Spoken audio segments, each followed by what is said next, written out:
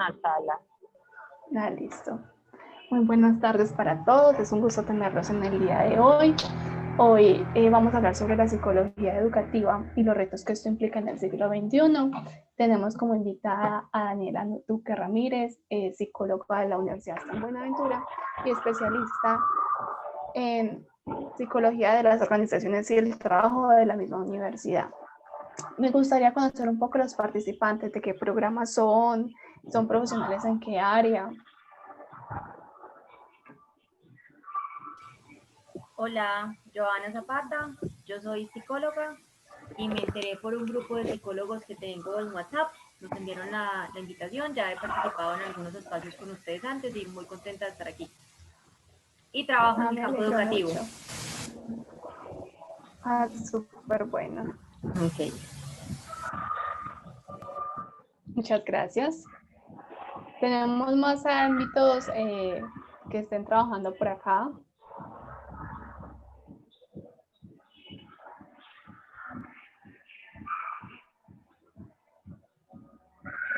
Bueno, nuestros participantes hoy son un poco tímidos.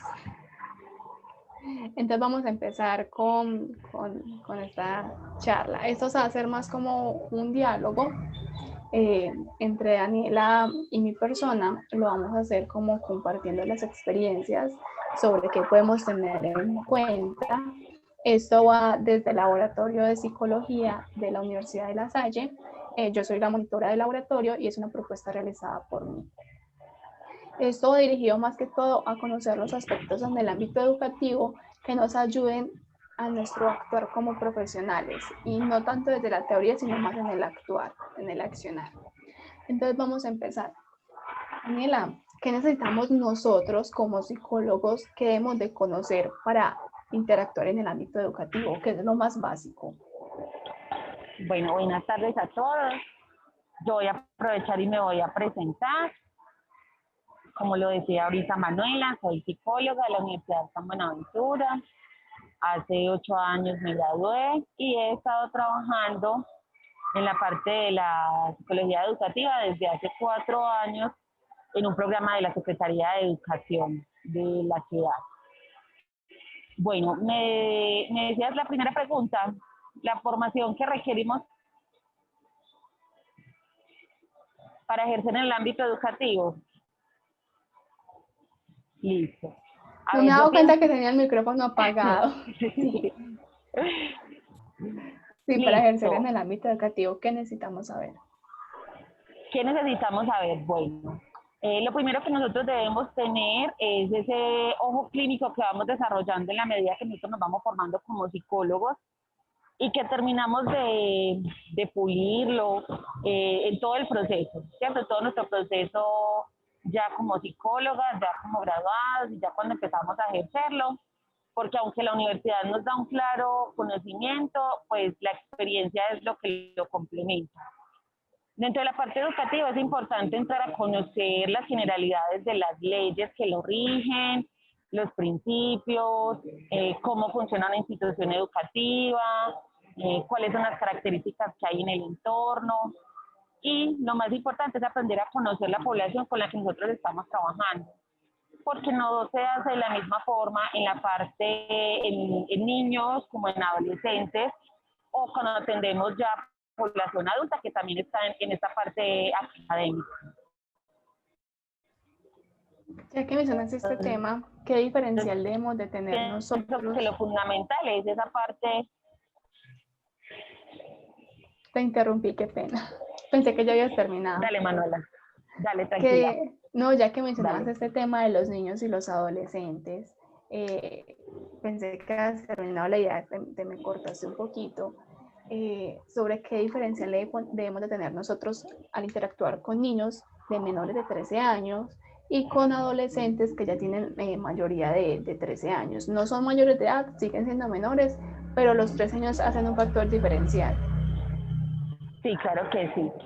Bueno, lo primero que nosotros tenemos en cuenta a la hora de atender población menor de edad es el tema del consentimiento informado. ¿Sí? Nosotros debemos hacerle una claridad al estudiante que el proceso que se realiza dentro de la parte educativa no es una terapia clínica, es un proceso de asesoría y acompañamiento a una situación que se esté presentando, ¿sí? Y que ya como tal, en caso de que se requiera un proceso terapéutico, se debe remitir hacia su EPS o hacia alguna de las múltiples organizaciones que nos acompañan dentro de la oferta institucional. No requerimos en la parte educativa el consentimiento del adulto, salvo que se esté presentando una situación en la que esté en riesgo su vida y allí se deba informar de inmediato a la persona, sea su padre, su madre o la persona que aparezca como acudiente en la matrícula del estudiante. Entonces nosotros siempre le hacemos saber a los adolescentes cuando entran a esos procesos con nosotros que la información que ellos nos están dando se puede guardar en el secreto profesional siempre y cuando no se violen las tres características. Uno, no esté en riesgo su vida. Dos, no esté en riesgo la vida de los demás. Y tres, no esté cometiendo un delito como tal. Bajo esas tres excepciones, nosotros recibimos pues a los estudiantes y les hacemos esa claridad a la hora de las atenciones. Ya cuando se identifican estas tres características que les mencioné, de inmediato debemos informar a sus acudientes, porque en caso tal de no hacerlo, nosotros estaríamos incurriendo en una omisión o ya estaríamos acarreando con lo que pueda generar las dificultades que estén en este niño o en este adolescente. Con los niños pequeños a veces se vuelve mucho más difícil los procesos, porque a veces sus lenguajes no son claros y no son coherentes, entonces a veces hace falta que llegue el adulto y nos verifique toda la información que nos está dando el niño, ¿sí? Sobre todo cuando tenemos niños de preescolar, porque a veces no tienen muy clara la noción de tiempo y espacio. Entonces ellos por decirnos hoy, nos dicen mañana o nos dicen ayer, entonces no hay claridad muchas veces en la información que ellos nos brindan. O a veces también se nos presenta cuando los niños nos están refiriendo de actos que pasaron o que van a pasar o personas que llegaron o que ya se fueron o que murieron y que los niños aún no resignifican esas experiencias, entonces no son lenguajes fluidos en ellos. Ya cuando estamos con adolescentes, pues el lenguaje sí se vuelve un poco más fluido porque ya tienen una conciencia de lo que ellos nos están informando y no siempre requerimos que un adulto los acompañe en ese proceso de asesoría breve que tenemos con ellos.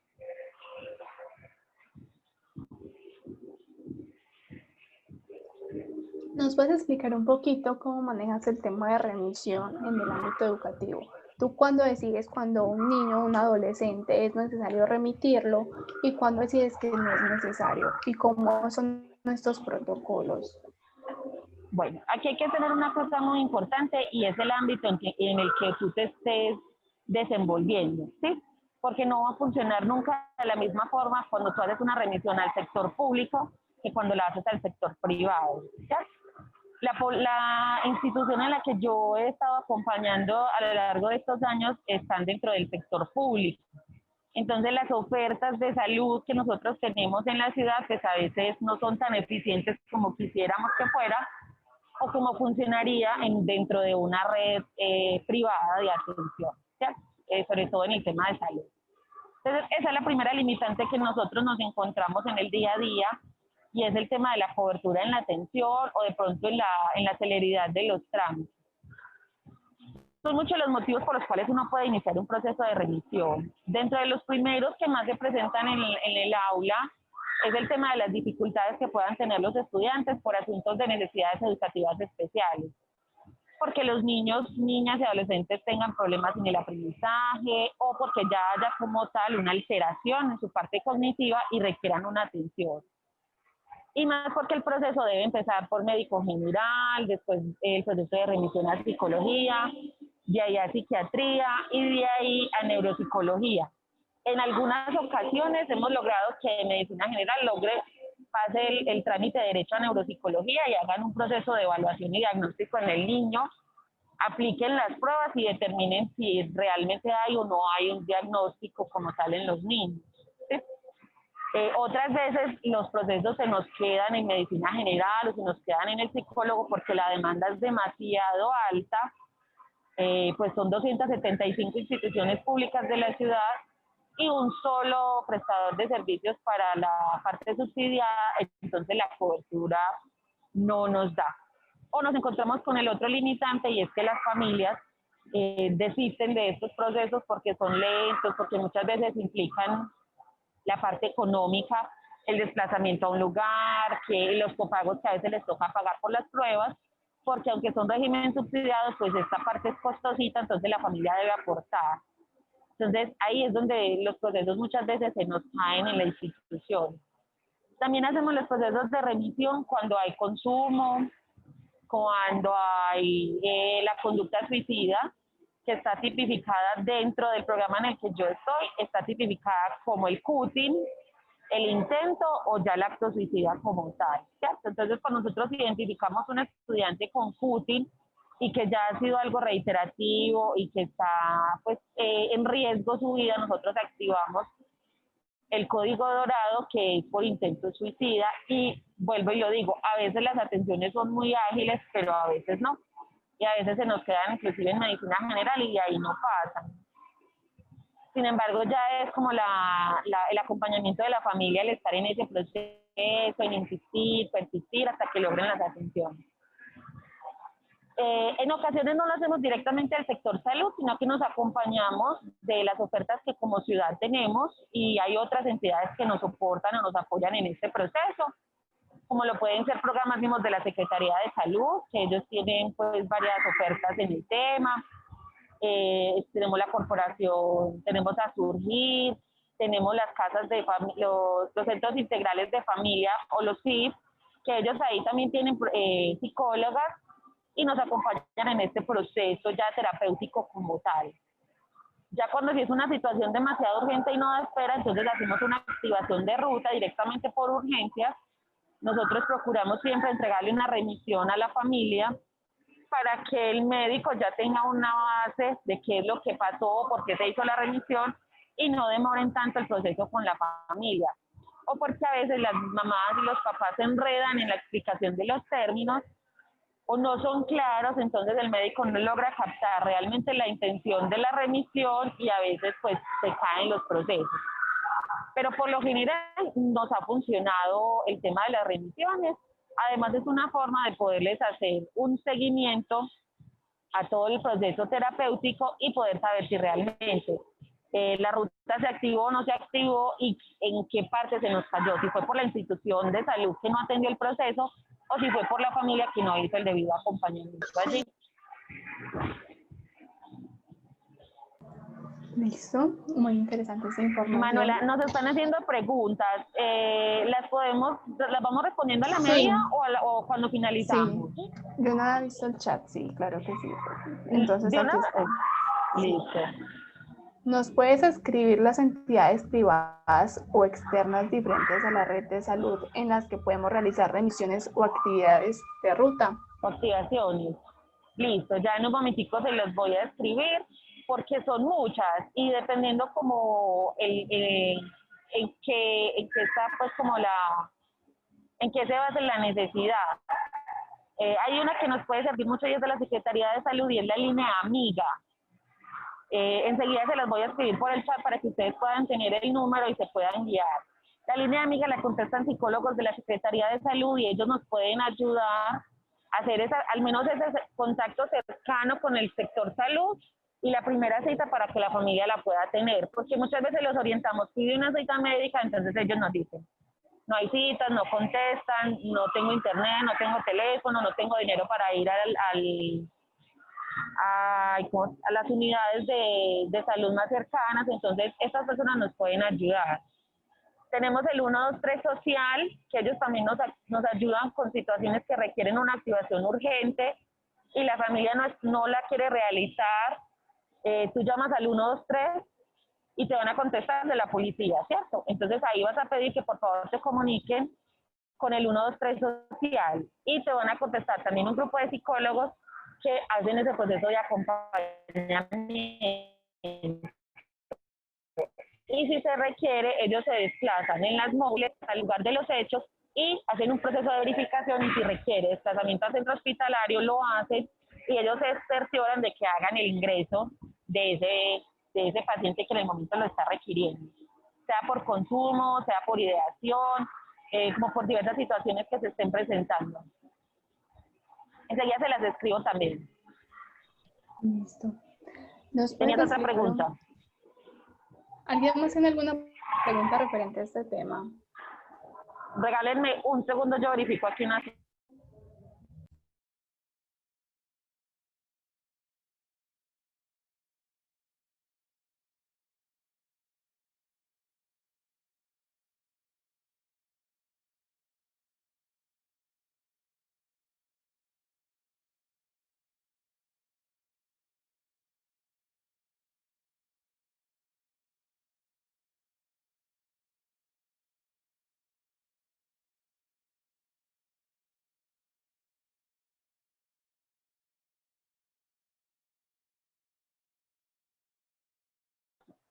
Listo, regresamos.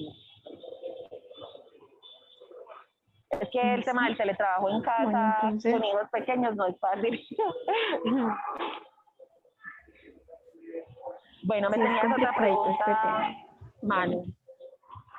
Sí, pero estoy preguntando a ver si alguien más tiene referente al tema del suicidio, rutas de atención. ¿Tiene Hola, alguna pregunta? Sí. yo quiero preguntar sobre, pues, con respecto a lo de la activación de rutas. Yo también fui la que escribí en el chat. Tengo conocimiento de que se realiza por medio del Comité Escolar de Convivencia. Si el Comité Escolar de Convivencia, pues, no accede a realizar la activación de ruta, ¿cómo hacerla para que sea desde la entidad o desde la institución que se realice la activación de ruta y no necesariamente el psicólogo? Bueno, mira, la ley 1620 lo que busca es que sea el rector en cabeza del comité de convivencia, casi como representante legal de la institución, quien haga todo el tema de las activaciones de ruta.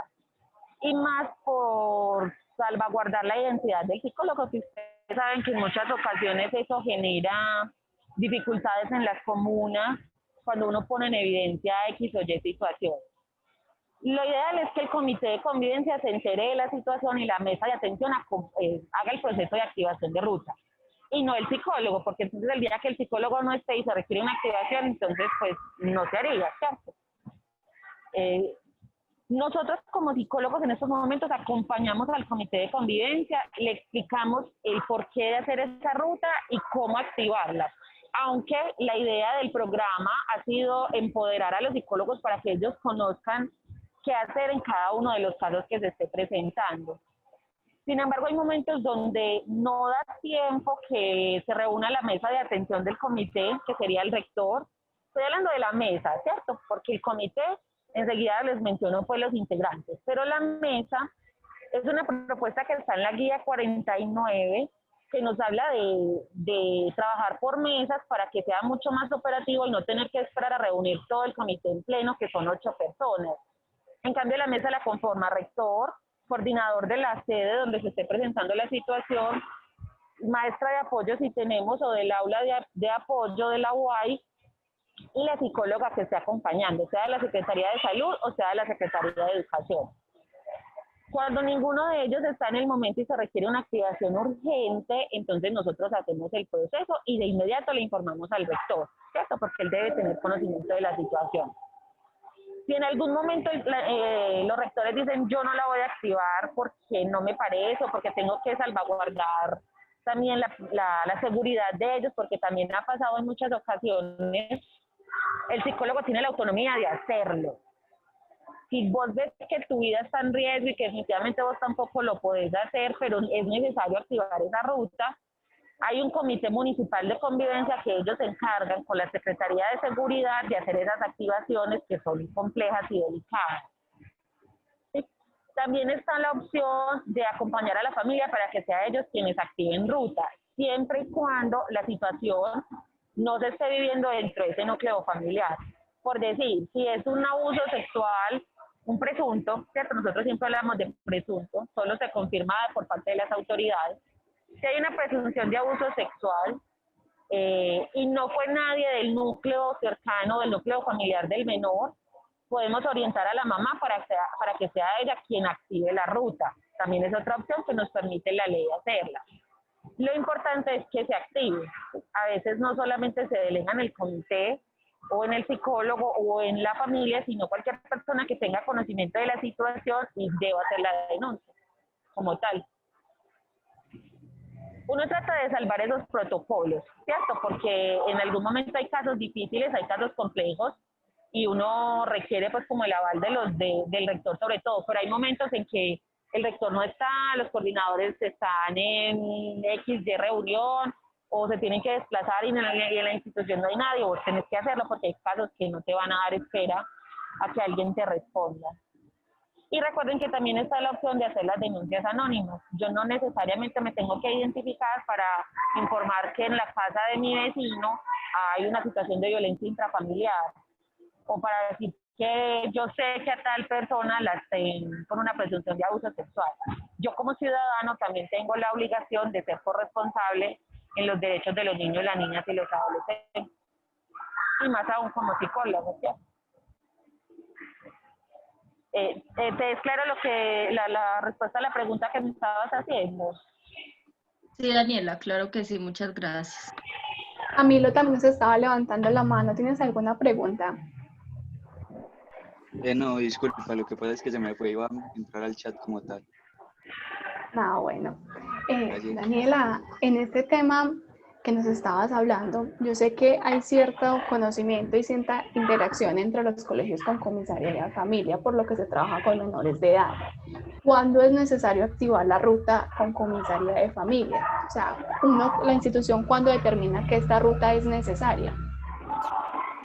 Bueno, mira, el tema de la comisaría y el ICBF se vuelve muy complejo porque se vuelve muy reducido el equipo para atender toda una comuna y más cuando son comunas tan grandes, ¿cierto? Y más porque las comisarías atienden son varias comunas en simultánea y no una sola comuna. Entonces el sector donde yo estoy, que es en San Javier, atiende varias comunas de ese solo sector. Y nada más hay que contemplar que San Javier es un lugar muy, muy grande, más el tema de las invasiones pues que se han ido asentando en la comuna, entonces se vuelve un espacio muy grande. Comisaría de familia expone que a ellos les compete todo el tema donde se requiere donde hay asuntos de violencia intrafamiliar. ¿Sí? Y ya es competencia del ICBF cuando es un proceso de restitución de derechos. Entonces a veces nosotros en las instituciones nos la pasamos en si el comisario quiere atender o si lo va a pasar al defensor de familia. A veces se vuelve muy difícil ese tire y afloje porque ellos dicen eso no es mi función, entonces el ICBF también responde no es mi función. ¿Qué hacemos nosotros cuando se presenta una situación de violencia intrafamiliar o de negligencia en la crianza? Nosotros oficiamos a ambos, tanto a comisaría como a ICBF, porque muchas veces recibe el caso quien menos congestión tenga su sistema de recepción de denuncias en el momento.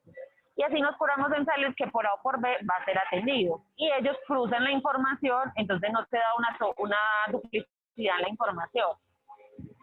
Pero a veces se vuelve complejo el tema de las comisarías. Y mucho más aún en el tema de la pandemia, porque ellos no están atendiendo de forma presencial, sino en la virtualidad.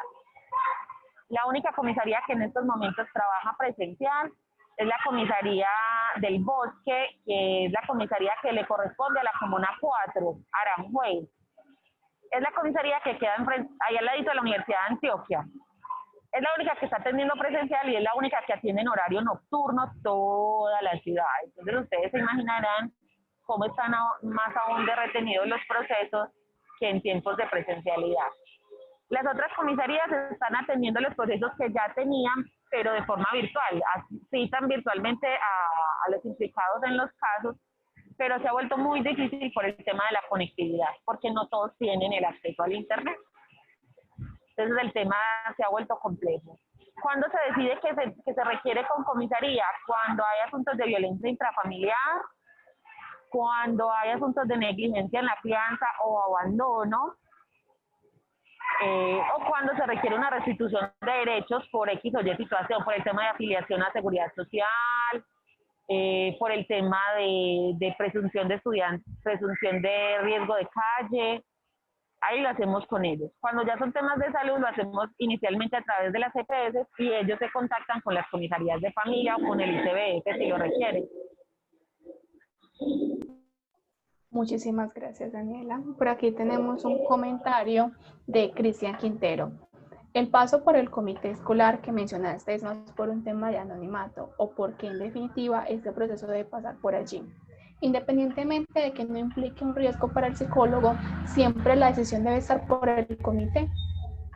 Son dos preguntas. Una, ¿por qué debemos de pasar por el comité y es necesario pasar por este?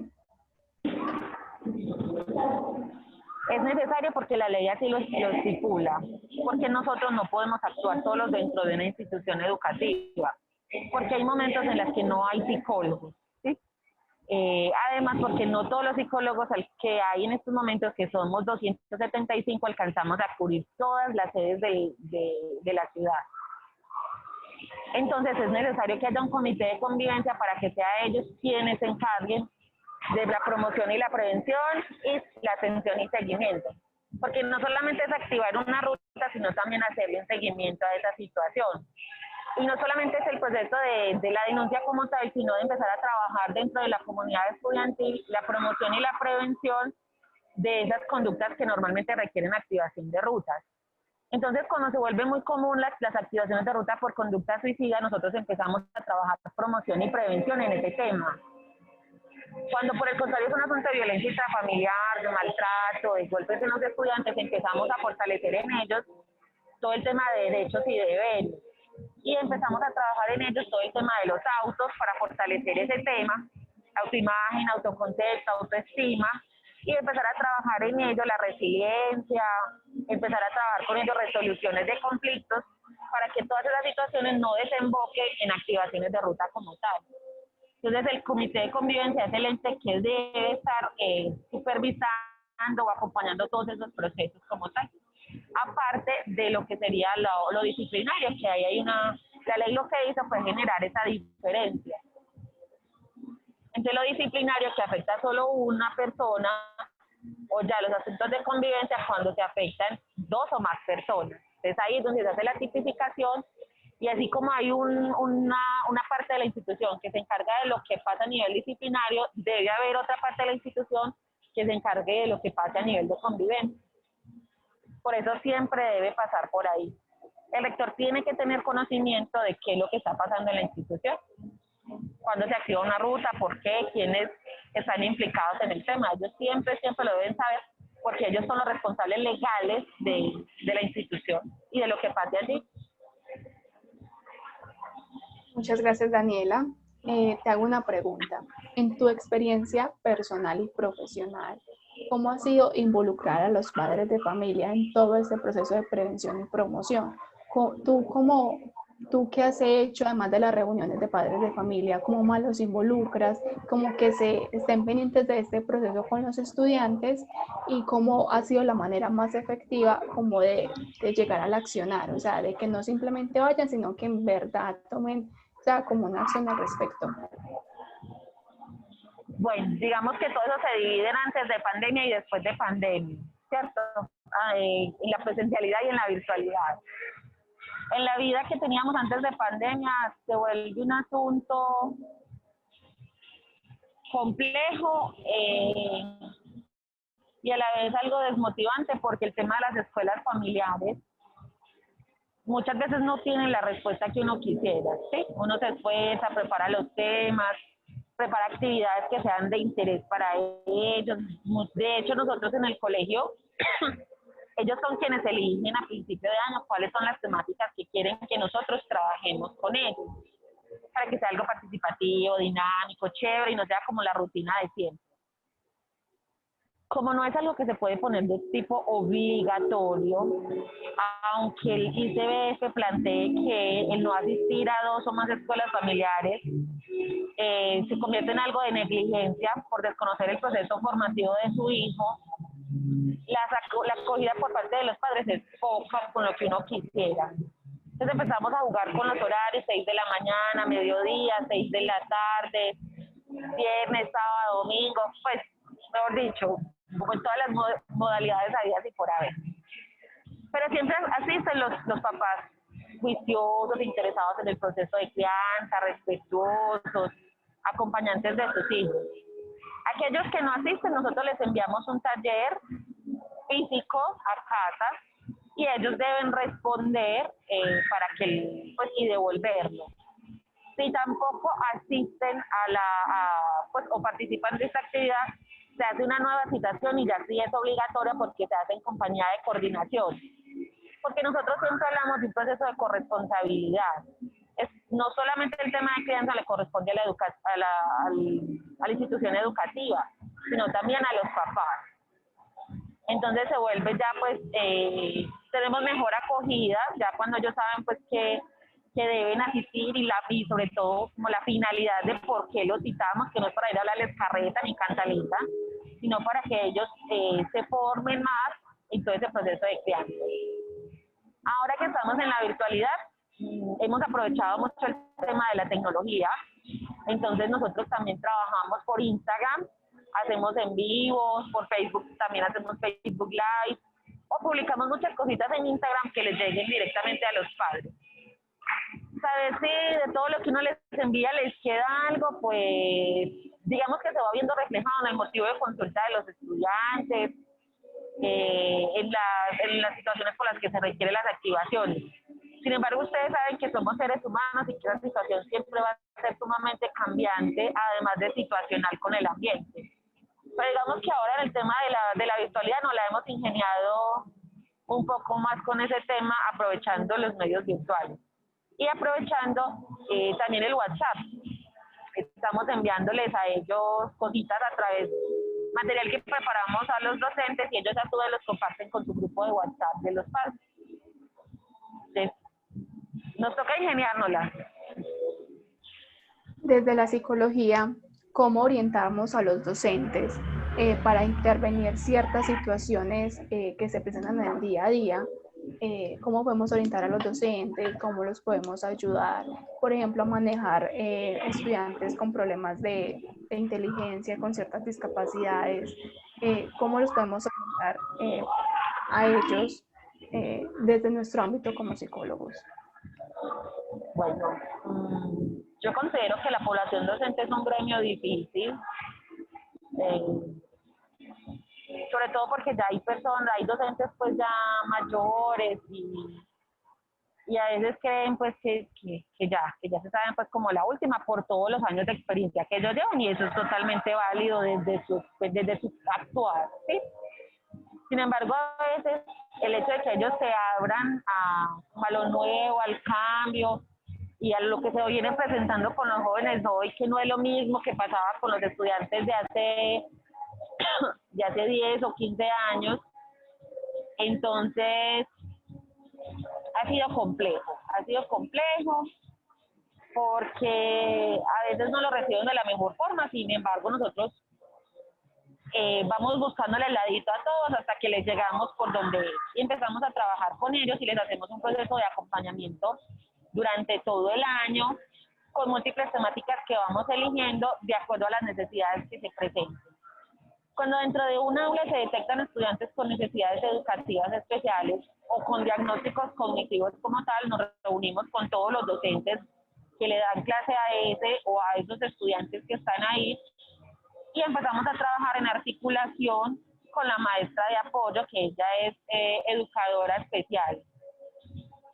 Empezamos a trabajar desde la parte de la educación como la parte de la psicología, todo el tema motivacional, todo el tema atencional, cómo fortalecer el tema de la empatía, los lazos que se deben establecer con ese estudiante para que sea mucho más fácil todo este proceso.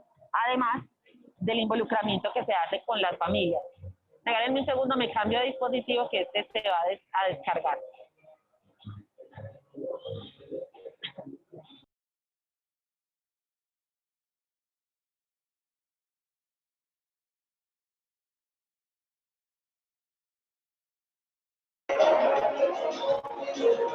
Listo. Entonces, nosotros hacemos ese acompañamiento constante a ellos en todo ese proceso. Además, ¿sí me escuchan? Sí. Listo. Además de que empezamos a trabajar también capacitaciones con ellos sobre los diagnósticos que se van presentando. Entonces les explicamos en qué consiste el retraso mental moderado, que por ejemplo soy yo de los casos que hemos atendido.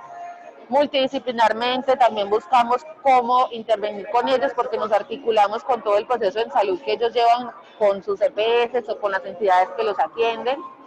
Entonces en ocasiones nos hemos enlazado con las fisioterapeutas, con los trabajadores sociales, con los fonoaudiólogos, y trabajamos de una forma muy articulada todo este tema con ellos.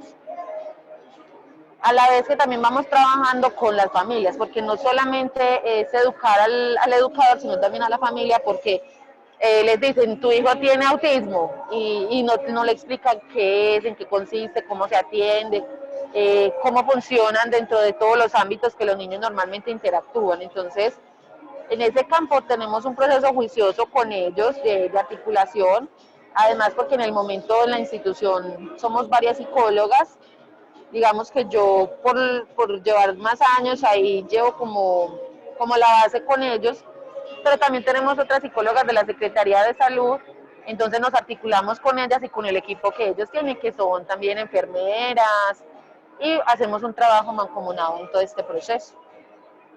A veces no es fácil, a veces no hay receptibilidad por parte de ellos, o a veces es difícil que ellos logren separar lo académico y lo disciplinario, que ellos entiendan que un estudiante con un TDAH no se va a quedar 1 hora, 50 minutos que dura una clase sentado mirándolo en el tablero quietecito, y no logran entender como las diferencias o las particularidades que hay en los estudiantes, y ellos pretenden igualarlo a un estudiante sin un diagnóstico.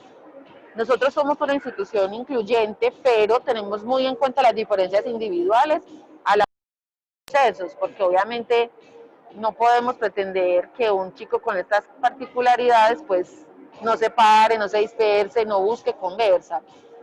Y hacemos como ciertas excepciones a la hora de la parte disciplinaria. No siempre, en algunas ocasiones lo logramos, pero tratamos de que los coordinadores y los docentes sean muy conscientes como de las diferencias en cada uno de los estudiantes. O que aunque tengan el mismo diagnóstico, pues no funcionan todos iguales.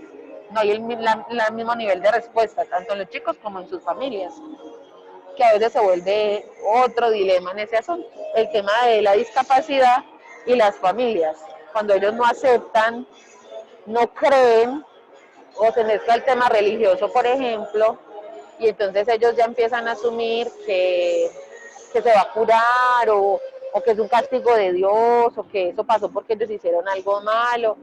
Entonces es un proceso como de reeducar a todos cuando nos enfrentamos en este tema.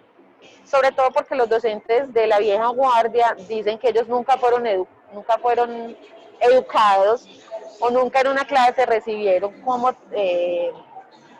educar a niños con dificultades en el conocimiento. Ahora las carreras que están trabajando en todo el tema de la educación sí lo incluyen, pero hace 20 años eso no se trabajaba. Entonces a veces se vuelve un poco difícil, pero ya uno le va cogiendo como el tirito a la mayoría de los docentes. Sin embargo, es un poco difícil. Eso depende mucho como de la visión de la cabeza.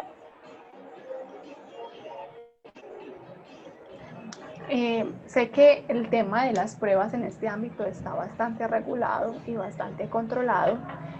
Un psicólogo educativo, ¿qué pruebas puede realizar y qué pruebas no puede realizar? O sea, como que tú me digas, en un psicólogo educativo puede realizar esta y esta prueba para evaluar el contexto. ¿En qué aspectos no nos podemos meter como psicólogos educativos que no nos competen?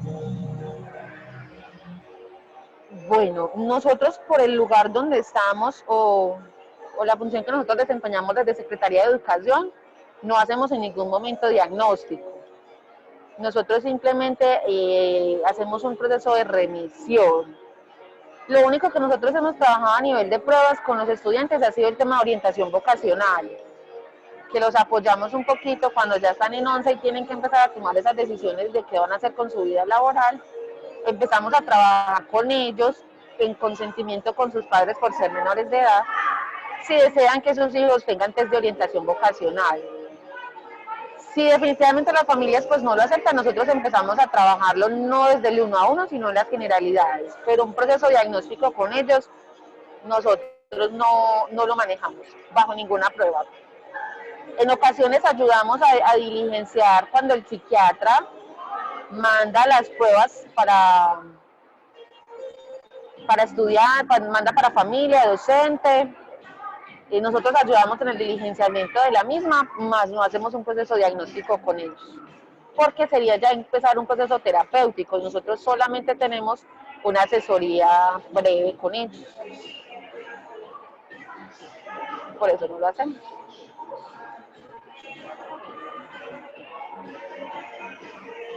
¿Me escuchan o estoy pausada? Ya ahora sí. Ya, listo. Algo muy importante es el proyecto educativo institucional. ¿Cómo desde la psicología podemos llevar propuestas o cómo podemos intervenir en este PTI? En el PEI. ¿Cómo podemos intervenir en el PEI? Bueno, el PEI es el proyecto educativo institucional, es como la brújula de la institución educativa, y nosotros hacemos inferencia en ellos en varias cositas. Uno está en el tema del sistema institucional de evaluación y es con los estudiantes con diagnósticos o con dificultades en su proceso de aprendizaje. Nosotros empezamos a trabajar con ellos todo el tema de la flexibilización, nosotros también trabajamos la ley 1421 de salud mental, entonces empezamos a trabajar con ellos junto con la maestra de apoyo todo el tema de los PIA, planes individuales de ajustes razonables. Entonces nosotros hacemos ese proceso de acompañamiento a la hora de diseñar el sistema de evaluación para estudiantes con algún diagnóstico o alguna dificultad. ¿Cómo también lo hacemos? Ellos tienen unos proyectos pedagógicos obligatorios que trabajar dentro de las aulas y nosotros nos articulamos con ellos para el desarrollo de los mismos. Por ejemplo, está el proyecto de educación sexual. Nosotros nos transversalizamos con ese proyecto y empezamos a desarrollar todas las actividades que están enfocadas dentro del proyecto y dentro del programa en el que nosotros hacemos parte en estos momentos. Nosotros trabajamos 7 prevenciones que están dentro del plan de desarrollo del alcalde. Entonces lo transversalizamos con esos proyectos. Trabajamos la prevención del embarazo, trabajamos la prevención de la conducta suicida, trabajamos la prevención del bullying, la prevención del recurso, utilización y reclutamiento de menores de edad, trabajamos la mitigación de los efectos por la violencia social y la prevención del trabajo infantil. Entonces nosotros nos articulamos con esos proyectos para el desarrollo de las actividades. Además de la parte de orientación vocacional, nosotros también lo transversalizamos ahí con ellos. ¿Cómo más también lo hacemos? Muchas veces acompañamos a los docentes en las elaboraciones de las mallas, de las guías, de esas dimensiones que se deben tener en cuenta a la hora de evaluar, de acuerdo a la escala del desarrollo de los niños, niñas, adolescentes, o de acuerdo a los contextos y dinámicas familiares que estén teniendo cada uno de ellos. Sin embargo, hay instituciones donde no hay psicólogos y no se logra que el psicólogo esté ahí incluido. Y también pues será válido, ¿cierto? Porque antes no se pensaba que un psicólogo debía estar dentro de una institución educativa. Un consejo, un consejo que nos puede dar a nosotros que queramos intervenir o interactuar en el área educativa? ¿Qué consejo nos puedes dar desde tu experiencia profesional? Como qué es lo más importante que debemos de tener en cuenta y no se nos puede olvidar. Bueno, yo pienso que lo más importante para nosotros estar en la parte educativa es el tema de las relaciones con el otro, el tema de la empatía, el trabajo en equipo y sobre todo el ojo clínico, ese nunca nos falla, porque nos va a dar los indicios de qué es lo que requiere esa persona, ese grupo, ese docente, porque nosotros pues tenemos una organización ahí completa para atender. Entonces está el atender las necesidades desde el más pequeño hasta el más grande, desde el cargo más básico hasta el cargo más alto. Entonces es mantener ese ojo clínico que te va a permitir hacer la lectura de la organización en la que tú estés y poder saber qué es lo que vas a hacer, porque si no vos en un lugar tan grande donde tenés 2.500 estudiantes y 73 docentes, vos decís, bueno, ¿y yo aquí qué hago? ¿Cierto? No solamente está la parte de atención a los estudiantes, sino también el proceso de la promoción y la prevención, que también es algo muy bonito para trabajar. A veces hay psicólogos que no les gusta el trabajo en grupos, eso también es válido, solamente les gusta pues como la parte del consultorio y la atención en el uno a uno. Pero también cuando tenemos una actividad grupal, ahí también podemos hacer lecturas, ahí también podemos hacer diagnósticos, pues que te van a indicar qué es lo que tienes que hacer y por dónde empezar. Y sobre todo mucha paciencia, porque no es un gremio fácil, no es un gremio fácil porque tenemos mucha población objeto, tenemos docentes, estudiantes y familias, entonces no es un gremio fácil, pero la satisfacción es mucha. Cuando vos le ayudas a un estudiante, a una familia, a un docente, la gratificación es mucha. Tanto en los pequeñitos de preescolar, cuando ya te reconocen y te abrazan y te llenan de picas, de carticas, como el de 11 que te dice, ay, Fico, gracias. Es bacano.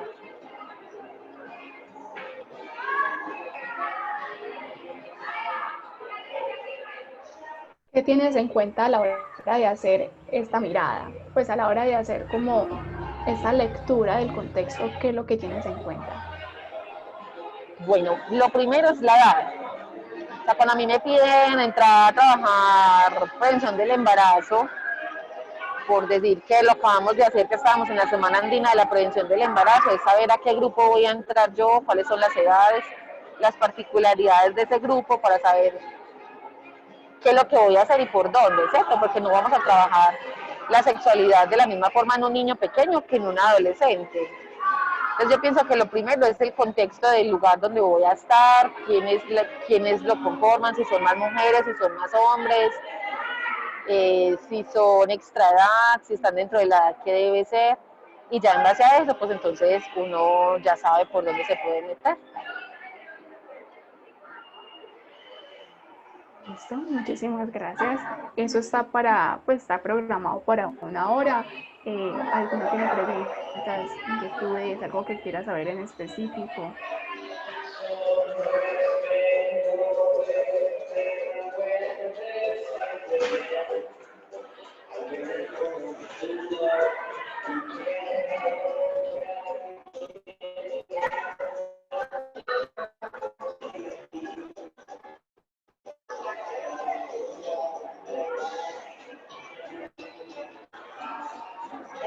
Son como muchos los lugares donde uno debe hacer las activaciones. Si ustedes desean, pueden dejar unos correos o un chat en el que yo les pueda enviar como la información de los lugares o de las entidades que nosotros hacemos uso cuando vamos a activar una ruta, porque son muchos, dependiendo pues como de la temática que se esté presentando. Y sobre todo porque son situaciones que cambian mucho a medida que se cambia de administración.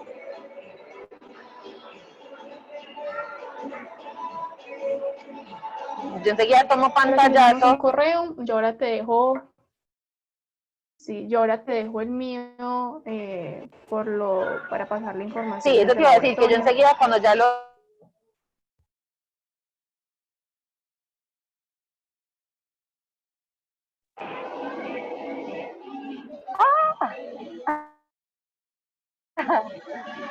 Ya, ahí volví. Hola, sí volví.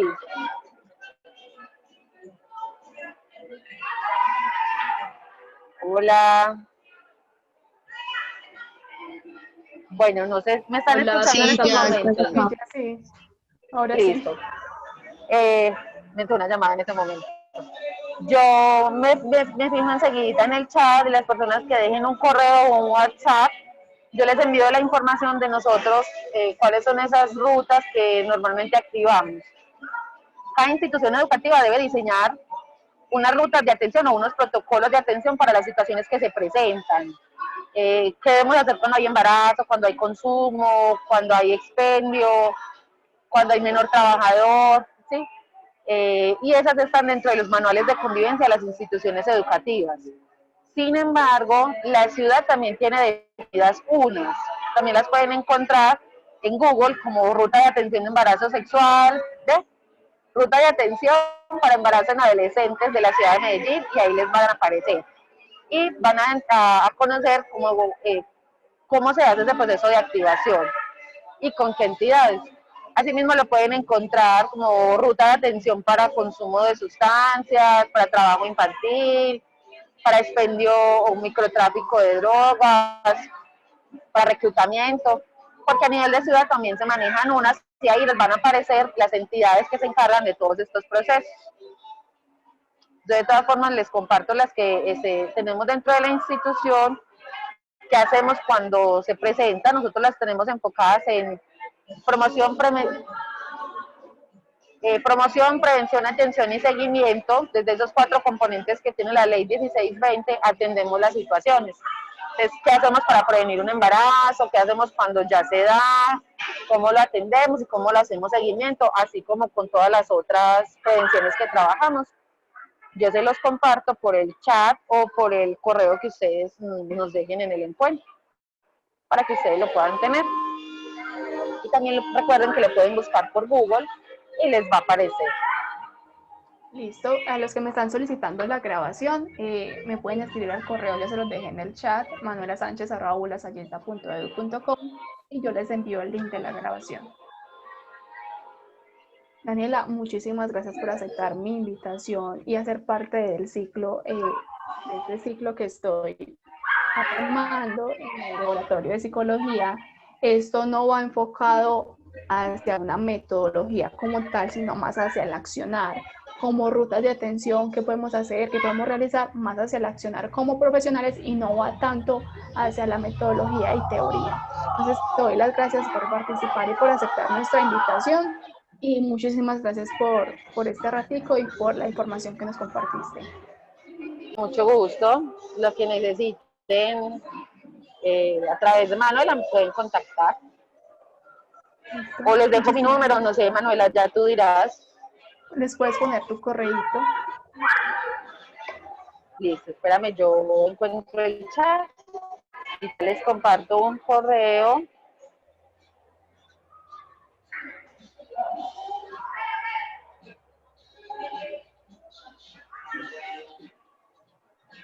Listo, ahí les compartí mi correo, en lo que les pueda colaborar, con mucho gusto. Muchísimas gracias a todos por su asistencia. Espero prontamente estarles enviando el certificado. Esto lo va a enviar la secretaria de la facultad, entonces estaremos pendientes. Vale. Muchísimas gracias a todos por la participación. ¿Alguna pregunta que quede pendiente que quieran saber?